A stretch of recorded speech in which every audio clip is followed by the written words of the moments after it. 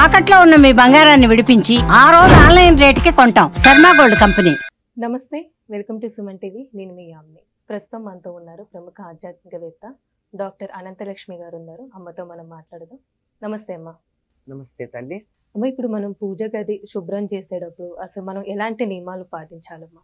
మామూలుగా అయితే ఇప్పుడు మనం పండగలకి శుభ్రం చేసుకుంటూ ఉంటాము, ఏదైనా స్పెషల్ డేస్ కల అసలు ఎలాంటి నియమాలు పాటించాలి ఈ శుభ్రం చేసేటప్పుడు? నిజానికి రోజు శుభ్రం చేసుకోవాలమ్మా పూజ గది. అస్సలు పూజ గదిలో బూజు కానీ దుమ్ము కానీ నిర్మాల్యం అంటారు, అంటే దేవుడికి పెట్టిన పూలు ఉండిపోవటం కానీ అలాగనుకున్నట్టయితే అది మంచిది కాదు. అదొక రకమైన అశుభానికి సంకేతంగా చెప్తారు. కనుక నిత్యం చేసుకుంటే మరీ మంచిది. పూజ గది అంటున్నారు మీరు, అందుకని నేను జాగ్రత్తగా చెప్తున్నాను. పూజ గది నిత్యం శుభ్రం చేసుకోవాలి. ఏమాత్రం బూజు లేకుండా చూసుకోవడం చాలా మంచిది. లేదు ఇప్పుడు మాకు అన్ని తొందర జీవితాలు ఉన్నాయి, ఇతర విషయాలు మాకు చాలా ప్రాధాన్యాన్ని వహిస్తున్నాయి అని అనుకున్నట్టయితే నెమ్మదిగా శుభ్రం చేసుకునేటప్పుడు ముందుగా పైభాగం చేసుకోవాలి. ఎందుకంటే కింద ఒక్కోసారి మనం చాలా తెలివిగా చేస్తూ ఉంటాం, కొంచెం తెలివి ఎక్కువ అవుతూ ఉంటుంది. కింద అన్ని దేవుళ్ళన్నీ దులుపుకున్నాక బూజు కనపడి తర్వాత తీస్తాం. ఏమవుతుంది? బూజు కింద పడదు కానీ బూజులోంచి ఉండే సన్నని దుమ్ము కింద పడుతుంది. అందువల్ల ముందు పైభాగం చేసుకుని తర్వాత అంతా తీసి పటాలు గోడలకి తగిలిస్తాం కనుక గోడలన్నీ పటాలు శుభ్రం చేసుకుని ఆ తర్వాత మందిరంలో ఉన్నటువంటి దేవుళ్ళని శుభ్రం చేసుకోవాలి. మీరు పాటించాల్సిన నియమాలు అన్నారు. అసలు దేవుడి గదిలోకి కానీ దేవుడు ఉన్న ప్రాంతానికి కానీ ఎవరైనా స్నానం చేయకుండా వెడతారా? వెళ్ళరు కదా. కనుక అది చెప్పక్కర్లేదు. చెప్పకుండా మనందరికీ తెలిసినటువంటి నియమమే స్నానం చేసి చక్కగా వెళ్ళి ఆ దేవుడి అన్నీ శుభ్రం చేయడం.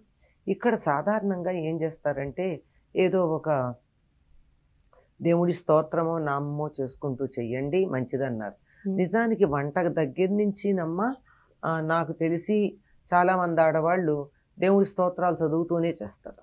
మరి అట్లాంటప్పుడు పూజ గది శుభ్రం చేస్తూ దేవుడి స్తోత్రాలు చదవరా? చదువుతారు. కానీ దానికన్నా శ్రేష్టం ఏమిటంటే సాధారణంగా అభిషేకం చేసేటప్పుడు స్త్రీ సూక్తం పురుష సూక్తం లాంటివి చదువుతారు. అందుకని దేవుడి గది శుభ్రం చేస్తున్నప్పుడు అది కూడా శుభ్రంలో భాగమే గనక అటువంటి సూక్తాలు చదువుకుంటూ దేవుడికి సంబంధించినటువంటి స్తోత్రాలు ఏమైనా మనకు వచ్చినట్టు వాటిని పారాయణ చేసుకుంటూ స్తోత్రాలని, అవి కూడా ఎక్కువ లేవనుకోండి నామజపం చేసుకుంటూ ఏదో ఒక నామం అవన్నీ చేసుకుంటూ చెయ్యడం శ్రేయస్కరం అని చెప్తారు. ఇంకొకటి ఏమిటంటే స్నానం చేయడం అన్న చాలామంది చేస్తారు కానీ భోజనం చేసిన తర్వాత చెయ్యరు. ఎందుకంటే భోజనం చేసిన తర్వాత దేవుణ్ణి ముట్టుకోరు. ఇప్పుడు మామూలుగా ఎంత సంప్రదాయం అయిన కుటుంబంలో ఉన్న వాళ్ళన్నా స్నానం చేస్తారు, దేవుడికి దీపం పెట్టుకుని పూజ అంతా చేసుకుంటారు, నైవేద్యం పెడతారు, వీళ్ళు కూడా ఆత్మారాముడికి నైవేద్యం పెట్టుకుంటారు, అయిపోతుంది. అప్పుడు ఏదన్నా దేవుడి దగ్గర పడింది అనుకోండి, మరి ఏ బలి లాంటిదో పడితే తప్ప మామూలుగా పువ్వు పక్కకి వెళ్ళినా అవతల వెళ్ళినా బాగుండలేదు సర్దండి అంటే భోజనం చేస్తాను ముట్టుకోనంటారు. అంచేత భోజనం చేయకుండా చెయ్యాలి. అంతేకాకుండా పట్టుబట్ట మడి అని చెప్తూ ఉంటారు, కానీ పట్టుబట్ట కూడా దాంతో భోజనం చేస్తే పనికిరాదు. భోజనం ఒక్కసారి అంటూ ఒక వస్త్రంతో చేసినట్టయితే అది మళ్ళీ దేవుడి దగ్గరికి వెళ్ళడానికి పనికిరాదు, అది పక్కకు పెట్టేయాల్సిందే. కనుక చక్కగా ఉతికి ఆరేసినటువంటి శుభ్రమైన వస్త్రం కట్టుకోవాలి. దాంతో భోజనం చేస్తే వస్త్రము పనికిరాదు, చేసిన మనిషి పనికిరాదు. అందువల్ల భోజనానికి ముందే చేయాలి, శుభ్రమైనటువంటి వస్త్రం కట్టుకోవాలి. ఈ దేవుడి గదినంతా శుభ్రం చేసుకున్న తరువాత అప్పుడు విగ్రహాలని పటాలని శుభ్రం చేసుకోవాలి. ఎందుకంటే తర్వాత దుమ్ము పడుతుంది కనుక. దేవుడి విగ్రహాలని శుభ్రం చేయడాన్ని పులికాపు అన్న పదం వాడతారు. పులి అంటే పుల్లదనం. ఆ పుల్లగా ఉండేటటువంటి దాంట్లో శుభ్రం చేస్తామంటే చింతపండుతో కానీ నిమ్మరకాయతో కానీ వాటిని చక్కగా పెట్టి రుద్ది దానికి ఉన్నట్టు ఆ పైన పూర్వం మేము కుంకుడుకాయలతో చేసేవాళ్ళం.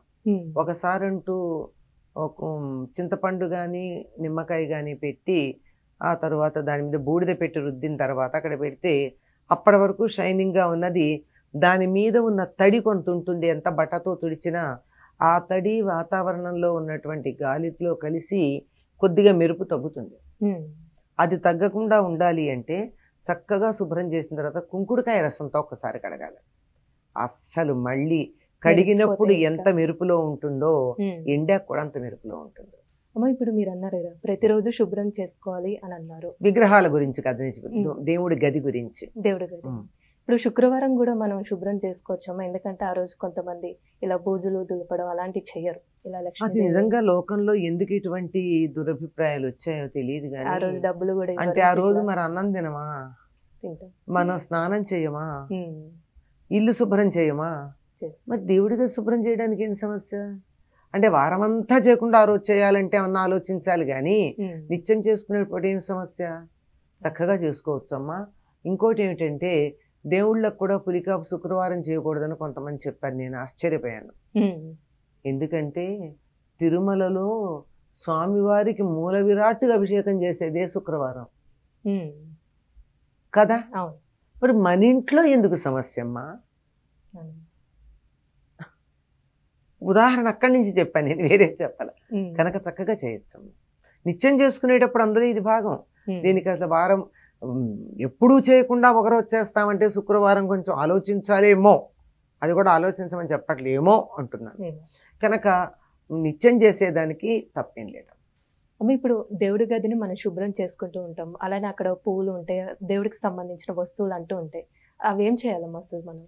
వాటిని ఎవరు తొక్కని చోట వేయాలి. ఇప్పుడు దాన్ని నిర్మాల్యం అంటారు. ఇప్పుడు దేవుడి గదిని శుభ్రం చేస్తూ ఉంటే దేవుడి మీద పెట్టిన పువ్వు ఎక్కడో కింద పడుతుంది కదా, పటం మీద అయితే ఆ పడిన దాన్ని మనం, అందుకే సాధారణంగా దేవుడి గదిని అన్ని చీపుళ్లతో తొడవరు, దానికి ప్రత్యేకంగా ఒకటి పెట్టుకుంటారు. అలాగే దానికి ప్రత్యేకంగా ఒక బట్ట పెట్టుకుంటారు. ఇంకా కొంతమంది అయితే అసలు చీపురుతో కూడా తొడవరు, చేత్తోనే తుడుచుకుంటూ వస్తారు బట్ట పెట్టుకుని, ఎంత దుమ్ము ఉన్నా. అదంతా దానికి అలా అయితే పక్కన పిండేస్తాం. కానీ అందులో దేవుడికి పెట్టిన పూలు కానీ, ఈ అగరొత్తుల నుంచి వచ్చినటువంటి బూడిద కానీ, దేవుడికి వాడగా మిగిలినటువంటి నీళ్లు అలాంటివి ఉంటాయి కదా, వీటిని తీసుకుని వెళ్ళి ఎవరు తొక్కని చోట పోస్తారు. సాధారణంగా తులసి మొక్కను ఎవరు ఏం చేయరు గనక తులసిలో వేస్తారు నీళ్లు మాత్రం, పూజ అది చేసిన నీళ్లు ఉంటే.